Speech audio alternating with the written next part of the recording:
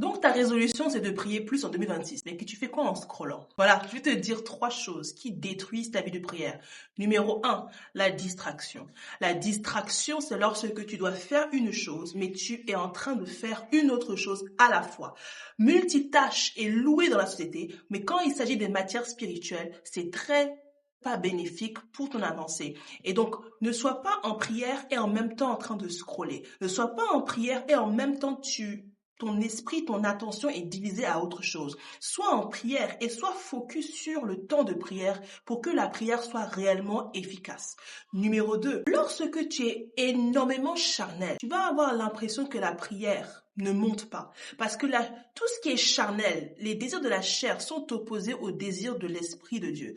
Lorsque tu es charnel, c'est-à-dire que tu manges énormément beaucoup, tu es souvent en train de consommer les réseaux sociaux, tu consommes les films, les séries, tu consommes énormément, ta chair est engrossie, tu n'arrives pas à percer les choses de l'esprit et ça fait que ta vie de prière, tu prieras quand tu voudras, tu prieras quand tu es motivé, tu prieras quand il fera beau, tu prieras pas en gros.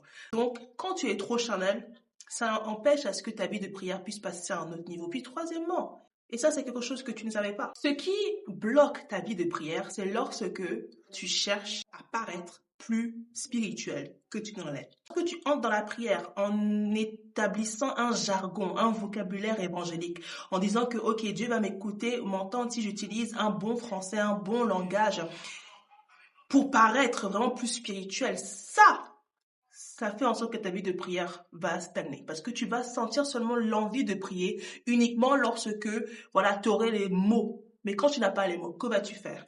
La prière, c'est de parler à Dieu, d'être intime avec Dieu, de parler avec toute sincérité. Peut-être que c'est de répéter la même phrase, mais ça, tu dois savoir que c'est aussi efficace. Plus tu vas grandir dans la parole de Dieu, plus maintenant ton jargon spirituel naturellement va évoluer. Mais ne force pas quelque chose qui n'est pas encore atteint. Un bébé de 2 ans, tu ne l'imagines pas en train de parler comme un adulte de 45 ans, n'est-ce pas?